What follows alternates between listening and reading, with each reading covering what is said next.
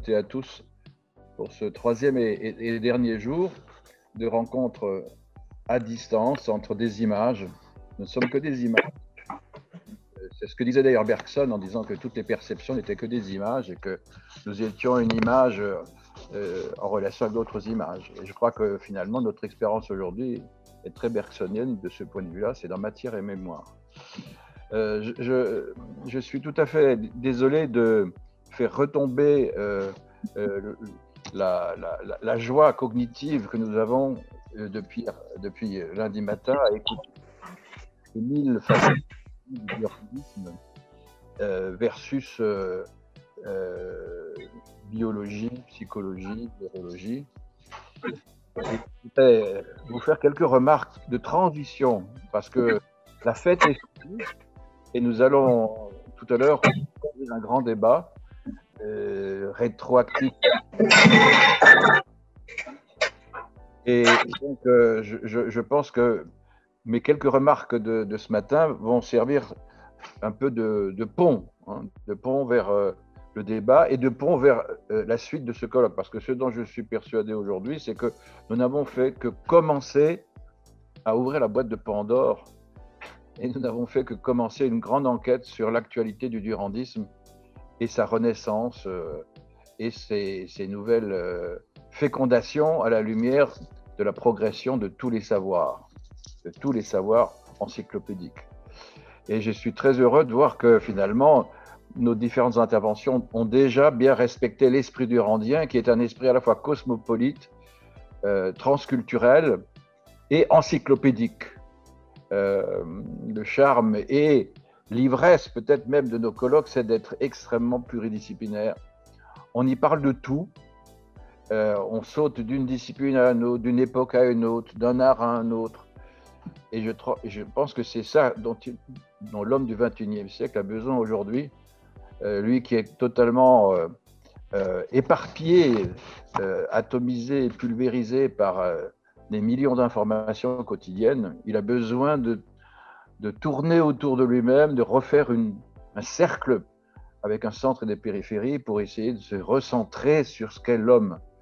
Et je crois que Durand est peut-être l'anthropologue, philosophe, savant qui est le plus à même aujourd'hui, par l'ampleur de ses théories et par l'ouverture de ses hypothèses, de nous permettre de savoir qui nous sommes, qu'est-ce que nous devenons, en essayant d'explorer tous les rayons du cercle. Car c'est ça l'important, c'est de remonter de la périphérie vers le centre, mais selon tous les rayonnements finalement du centre. Et pour moi, Gilbert Durand, c'est l'expression finalement de cette richesse-là. Alors, première remarque, je vais faire 4 remarques qui vont être de plus en plus critiques et de plus en plus provocantes. La première, c'est que nous avons cherché ensemble, une première fois, mais il y en aura d'autres, à faire une herméneutique critique de l'œuvre de Durand, et surtout le premier grand livre, 1960, Les structures anthropologiques de l'imaginaire, qui est quand même l'ouvrage le plus traduit et le plus réimprimé sans cesse, puisqu'en 3 ans, nous avons eu 2 éditions nouvelles, une chez Duno et une chez Collin. C'est la même, enfin, c'est 2 éditeurs qui se sont finalement relayés pour redonner un nouvel élan à ce livre. Donc, vous voyez que les structures restent quand même dans l'histoire des sciences humaines et sociales du XXe siècle, l'ouvrage phare, l'ouvrage fondamental. Donc nous ouvrons une herméneutique critique en essayant de partir de la périphérie, non pas du centre, non pas des hypothèses radicales. Radical, c'est archaïque, arché, c'est-à-dire ce qui est au commencement et ce qui est au commandement de toutes les autres idées. Nous essayons de revenir nous essayons de partir de la périphérie, c'est l'ensemble des savoirs contemporains de Gilbert qu'il a collectés, qu'il a rendu intelligible et qu'il a convoqué pour bâtir l'immense encyclopédie de son anthropologie de l'homme avec un H majuscule. Et de ce point de vue-là, effectivement, nous sommes dans une première travée, sur un premier rayon du cercle que nous avons choisi de nommer les neurosciences, parce que c'est le nom actuel d'un ensemble de savoirs, de disciplines, d'expérimentation qui éclaire une des sources finalement de l'Homo sapiens et au-delà évidemment de l'Homo symbolicus, c'est-à-dire de l'imaginaire tel que nous l'entendons spontanément. Mais évidemment, comment peut-on isoler les neurosciences du reste, puisque tout est connecté? Et on a bien vu, à travers les interventions des uns et des autres, que quand on parle du cerveau, on est obligé de parler de tout le corps. Mais si on parle du corps, on est obligé de parler d'une des manifestations les plus créatrices du corps, c'est-à-dire le langage. Ce que nous utilisons en ce moment, nous qui sommes séparés les uns des autres, tout notre cerveau est concentré sur le langage, sur les mots. Et le langage va évidemment nécessiter la linguistique. On peut parler de linguistique, il faudra y revenir parce que c'est fondamental. Parce que la linguistique aussi a toutes ses interfaces avec le biologique et aussi avec l'informatique. L'informatique est une des sciences aussi, donc l'intelligence artificielle, dont nous allons avoir besoin pour enrichir le Durand post-Durand. Mais on l'a vu aussi dès le premier jour, si on part de l'être vivant, si on part du biologique, et notamment dans son anatomie neuronale, il faut aussi parler de ce qu'il y a en dessous, c'est-à-dire de la matière inerte, et donc de la physique, et donc de la cosmologie. On peut pas parler des modèles d'intelligibilité et des lois de production des choses, des phénomènes, si on ne mobilise pas l'enchevêtrement des sciences, c'est-à-dire de la plus universelle, la cosmologie, et donc de la physique universelle, donc de la mécanique quantique aujourd'hui, de la relativité, etc., pour aller ensuite jusqu'à la noosphère la plus créatrice, c'est-à-dire la poésie, c'est-à-dire le langage dans sa créativité maximale qui est la poésie. Donc, finalement, le cahier de charge est immense, il est immense. Et on l'a découpé, on a mis le focus sur le cerveau, mais c'est clair qu'on ne peut pas s'en tenir à cela. Et même tous ceux qui parlent du cerveau sont eux-mêmes dispersés en multiples sous-disciplines. Ça va de la psychologie à la biologie, et puis ensuite à la chimie, à la physique, etc. Donc nous avons là un emboîtement de niveau de savoir, un emboîtement de changement de savoir qui est extraordinaire. Et nous courons tous les jours après des innovations, mais en même temps, ce qui nous importe aujourd'hui, c'est de garder l'œil sur le texte de Durand pour savoir dans quelle mesure les intuitions, les convictions, les démonstrations de Durand sont aujourd'hui toujours crédibles, sont toujours consistantes, sont toujours valides, mais on peut les traduire dans d'autres mots, on peut les traduire dans d'autres langages. La traductibilité d'une pensée est fondamentale, à la fois du point de vue de son efficacité linguistique, mais aussi du point de vue de sa force épistémologique. Si une doctrine n'est vraie que par quelques mots, c'est une religion, ce n'est plus une science. Il y a dans une religion qu'on peut changer les mots, parce que là on devient hérétique. Mais traduire le vocabulaire de Durand en d'autres, c'est marque de sa force, c'est pas marque de sa faiblesse. Et donc il va falloir continuer à faire circuler les savoirs du plus large au plus étroit, du plus matériel au plus immatériel. Et je crois que c'est pourquoi notre colloque n'est qu'une première entrée dans la grande sphère du durandisme. Alors, nous avons choisi, avec les deux Pascal, de convoquer comme interlocuteurs premiers les dites neurosciences, et encore que par le versus des psychologues. On n'a pas eu véritablement d'exposé des biologistes et pas non plus des informaticiens, parce que l'intelligence artificielle, c'est quand même le double du cerveau. Et donc, cette duplication aujourd'hui du cerveau est à la fois une source d'enrichissement, mais aussi peut-être une source de nouvelles impasses ou de nouvelles problématiques. Donc, nous avons fait ça. Donc, ma question dans les minutes à venir, c'est, pour préparer le débat, est-ce que aujourd'hui les neurosciences nous donnent des réponses nouvelles, plus riches, plus précises aux questions que nous nous sommes posées à partir des structures anthropologiques de l'imaginaire. Sachant que il faut faire attention que l'arbre ne cache pas la forêt. Il ne faut pas que les neurosciences actuelles deviennent un arbre qui cache la forêt, non pas du durandisme, mais d'une anthropologie symbolique intégrale.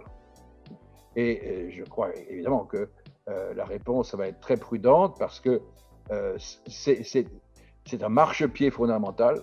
Hein, c'est une approche finalement du moteur même du vivant, mais en même temps, on sent bien, et on l'a encore entendu ce matin à travers l'exposé sur la préhistoire de Gabriela, qu'il va falloir convoquer beaucoup d'autres niveaux d'organisation et de savoir pour arriver à engager vraiment le dialogue avec l'encyclopédie durandienne. Deuxième remarque, ce qui me semble évidemment important, c'est de ne pas idolâtrer le texte de Gilbert et de croire, comme souvent cherche à le dire les fans d'un auteur, qu'il a tout initié, qu'il a tout inventé. La problématique de l'imagination et de la corporéité, c'est une problématique aussi ancienne que la réflexion en Occident.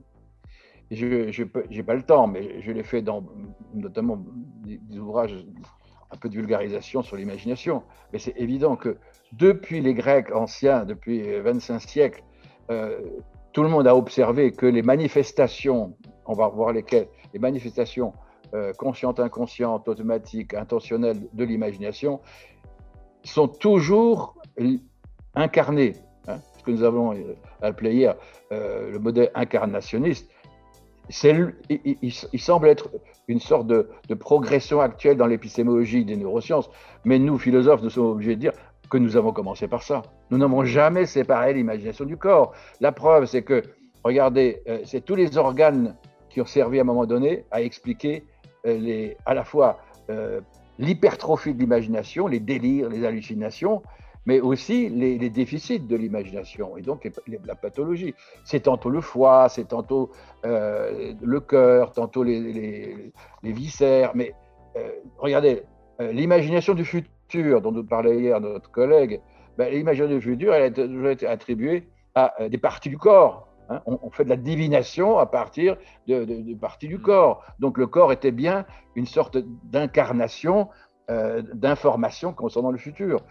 C'est sans doute une fiction, sans doute un délire à son tour, mais peu importe, on a convoqué le corps. Toutes les maladies de l'esprit étaient liées à des maladies du corps. Le psychosomatique est aussi vieux que l'Occident, etc., etc.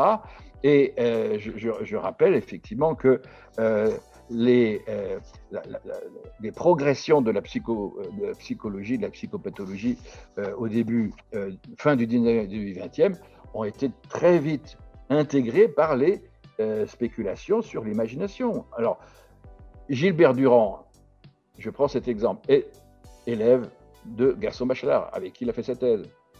Gaston Bachelard avait déjà largement pris en compte toutes ces dimensions incorporées de l'imagination. Reprenons très, très rapidement les premiers textes. À partir de 1938, la psychanalyse du feu, qui est l'envers de la formation de l'esprit scientifique, théorie des premières images, la formation des premières images. Qu'est-ce que Bachelard va chercher comme auteur d'interprétation? Il va chercher Freud. Freud et les pulsions. Or, chacun sait, on l'a dit, que Freud était lui-même, finalement, un neurologue au départ. C'est quelqu'un qui a essayé de comprendre la puissance de transformation de la pulsion en fantasme, etc., à partir de l'organisme. On est en plein dans un matérialisme de la fin du 19e siècle.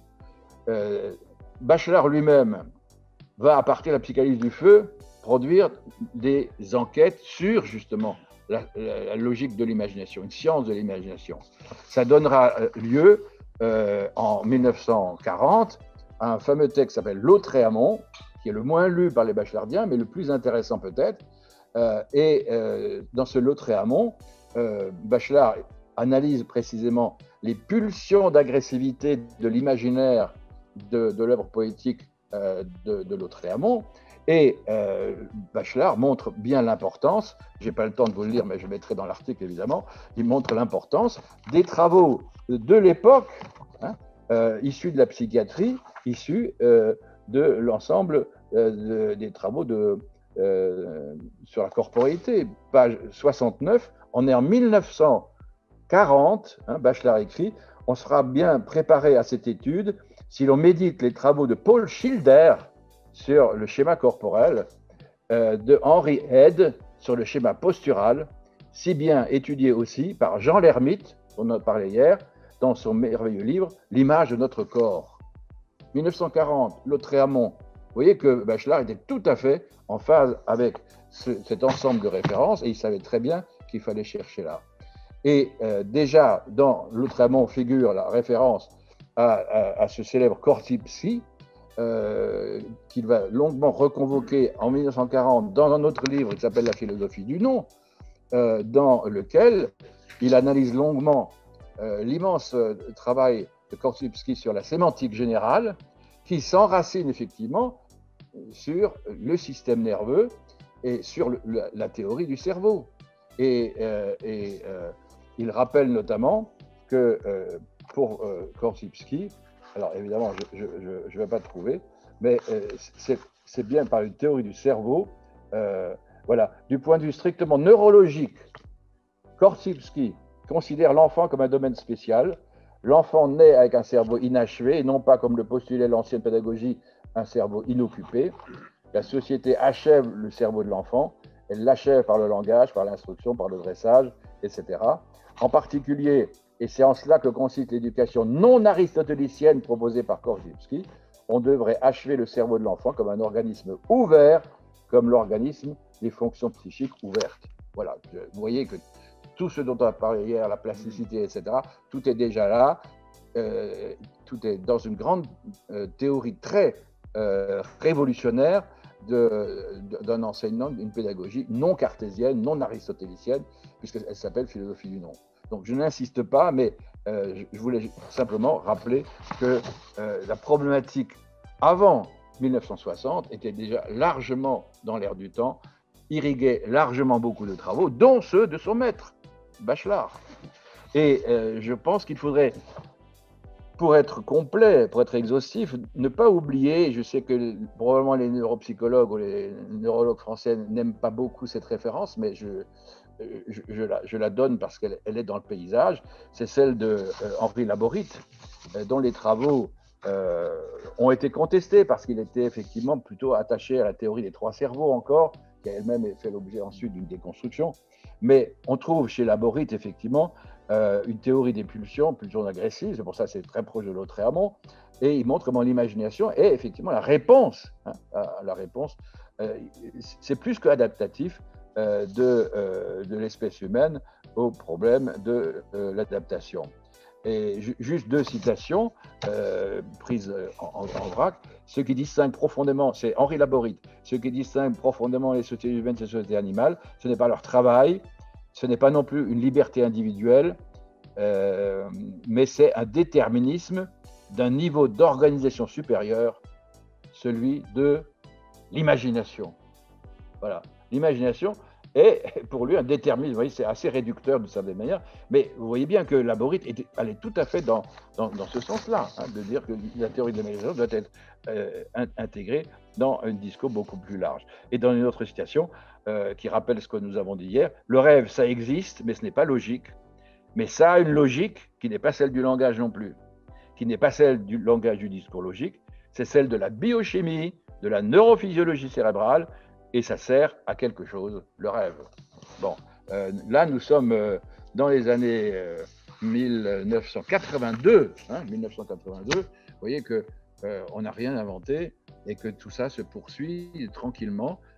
Donc nous sommes en terrain sûr, nous ne sommes pas en terrain inconnu.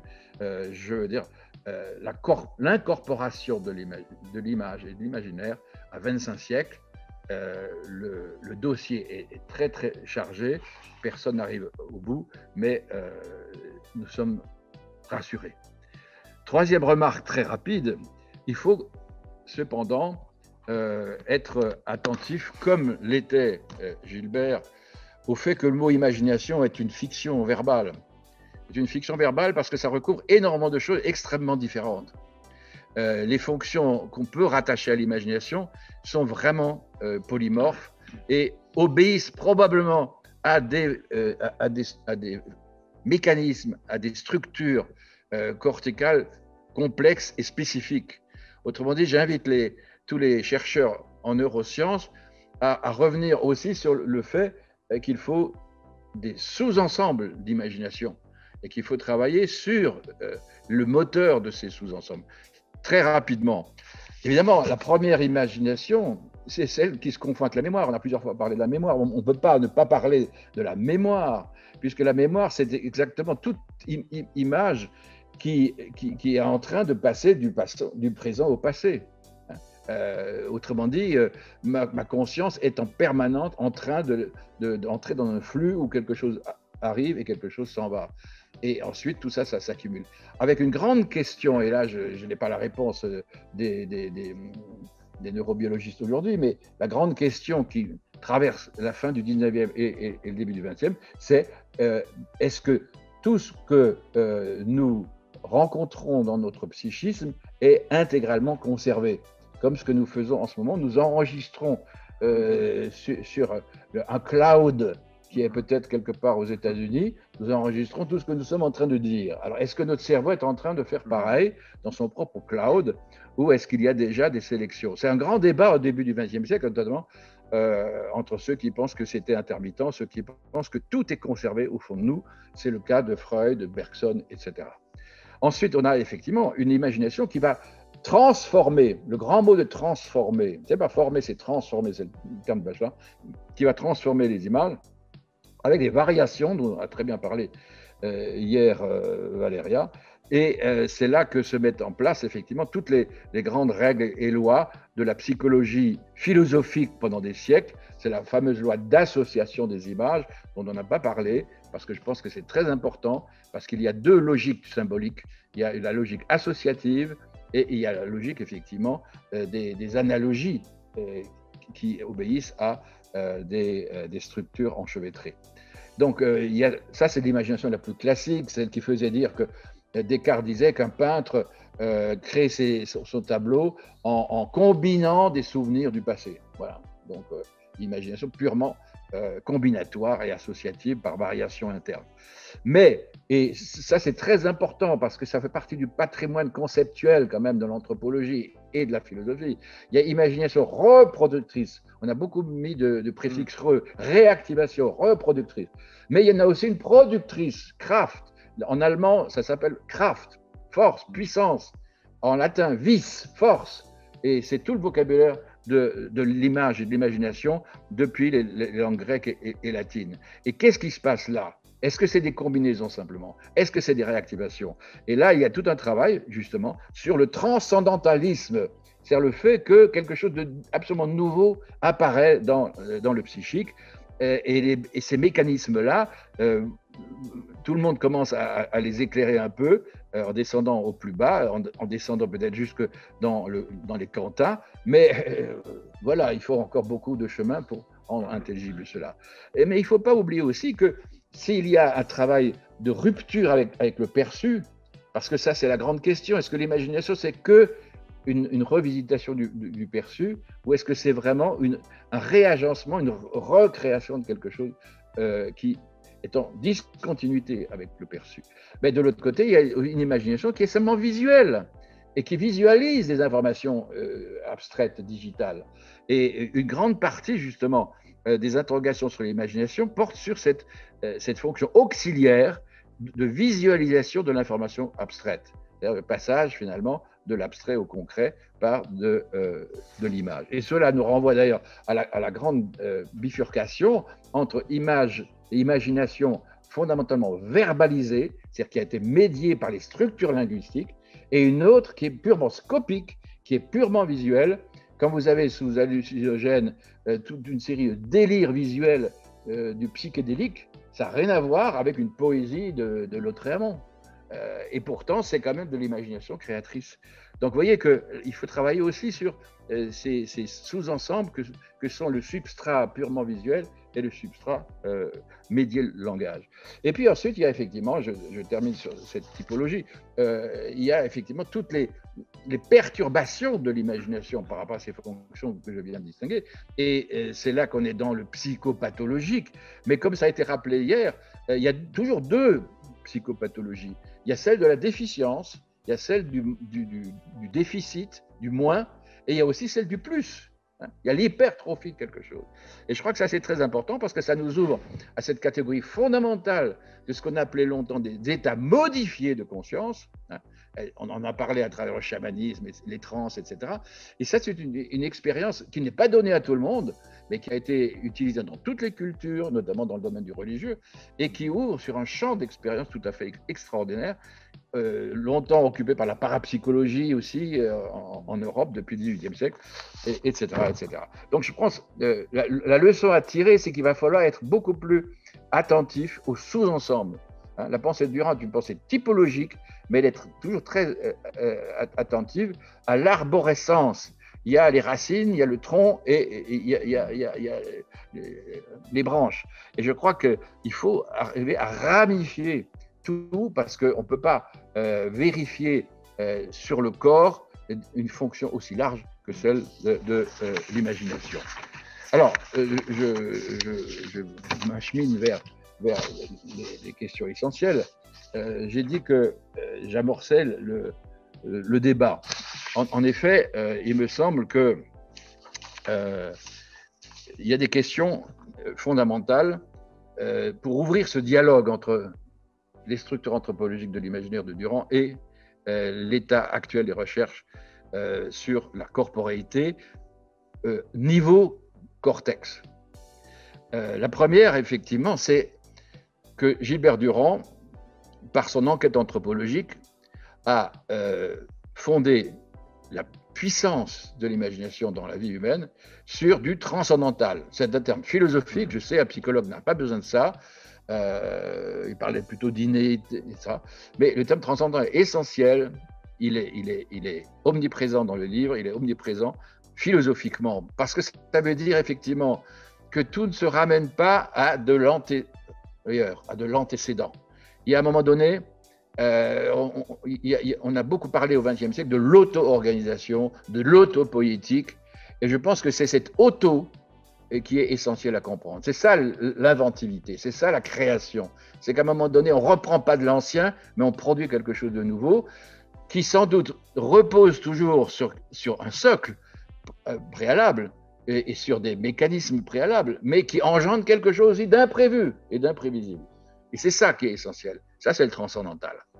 Et il faut montrer que cette autopoïèse psychique, qui est quand même une noosphère, même lorsqu'elle est matérialisée ensuite sur les parois des cavernes ou dans des musiques ou dans des poèmes, cette autopoïèse ne peut pas être rabattue ni sur l'intellect, donc ni sur l'intelligence du traitement de l'information, donc sur l'ordinateur. L'imagination n'est pas un ordinateur, et j'espère bien qu'aucun ordinateur un jour n'arrivera à être vraiment un être créateur de rêves. Oui, formellement on peut, bien sûr, on peut peindre aussi avec un ordinateur, mais est-ce que c'est la même chose? Et il ne faut pas non plus rabattre l'imagination sur la perception. Si l'homme n'était que le résultat de sa perception, s'il ne rajoutait pas par son cerveau, entre autres, autre chose, il ne serait peut-être pas plus qu'un animal. Et je pense que ça, il faut absolument le rappeler.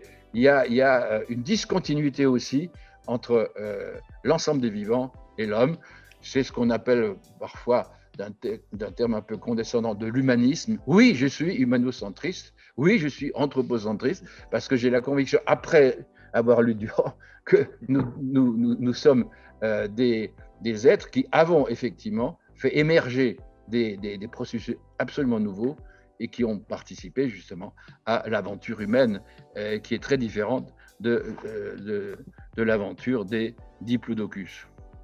Enfin, je crois que la question majeure, c'est évidemment la question du langage Et cette question du langage, nous n'avons pas vraiment abordé.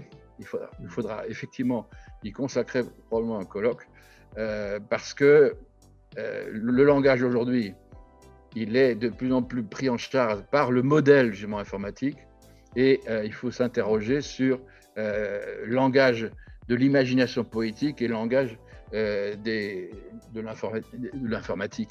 Parce que je crois que là, il y a effectivement un mystère de la linguistique qui reste à élucider. Alors je termine vraiment avec, j'ouvre le débat un peu de manière autoritaire. Moi, je me pose 4 questions, là, aujourd'hui, après vous avoir entendu. Premièrement, à l'heure actuelle, me semble-t-il, on n'a pas, heureusement, fait le choix définitif sur le rôle du cerveau. Est-ce que le cerveau doit être maintenu dans une logique causale? Autrement dit, l'imagination serait un épiphénomène, un effet d'une causalité qui serait biochimique, neuronale, tout ce que vous voulez. Voilà. Ou est-ce qu'il faut changer effectivement de logique, ce qu'ont fait les autres sciences, justement, hein? Les sciences, ça a été rappelé, les sciences physiques ne sont plus dans la seule causalité. Il y a aussi des causalités à distance, il y a toutes les interactions, enfin bon. Donc, est-ce qu'il ne faudrait pas, pour essayer de comprendre la place du cerveau dans l'ensemble des processus psychiques, changer de modèle épistémologique? Et que signifie la formule de Durand, le cerveau est occasionnel? C'est quoi une occasion? Les philosophes ont beaucoup réfléchi sur la notion d'occasion, de kairos, depuis les Grecs, en passant par Leibniz, etc. On a des armes pour arriver à ça, mais il faut entreprendre, au-delà de la psychologie expérimentale cognitive, peut-être une véritable révolution épistémologique. Deuxième question, c'est effectivement quelque chose qui est resté assez discrètement signalé ici, pendant tout le colloque, c'est les rapports entre neurosciences et psychanalyse. Parce que, je l'ai rappelé, Bachelard a commencé par Freud et Jung, qui venaient d'une formation quand même de psychiatre ou de neurologue, mais qui ensuite sont allés vers une définition de l'inconscient qui dépasse largement la réduction biologique, et ont créé justement une noosphère de fantasmes et de symboles qui étaient en décrochage par rapport au substrat organique. Alors, comment aujourd'hui peut se poser la question des rapports entre neurosciences et psychanalyse? Et puis alors, dernière question provocante. La plupart de nos savoirs actuels sont quand même fondamentalement inscrits dans un grand récit que Gilbert avait parfaitement repéré, qui est le grand récit mythique de l'Occident, d'un temps continu, progressif, et qui est linéaire. Et la plupart d'entre nous, nous continuons à nous exprimer à l'intérieur de ce grand mythe du temps. Et la plupart d'entre nous, nous considérons que finalement, l'histoire des espèces humaines, enfin en tout cas de la nôtre, enfin notre espèce humaine, est une histoire orientée, est une histoire continue, est une histoire progressive. Et parmi les actants ou les acteurs de cette histoire, il y aurait ce cerveau étrange, petit Dieu en nous, qui s'arrangerait avec les conditions de vie et développerait progressivement des nouvelles fonctions pour s'adapter au monde. Et je me demande si nous ne devons pas, nous, Durandiens, nous interroger sur le mythe caché de cette interprétation, de cette méga-interprétation, qu'est l'évolutionnisme continu.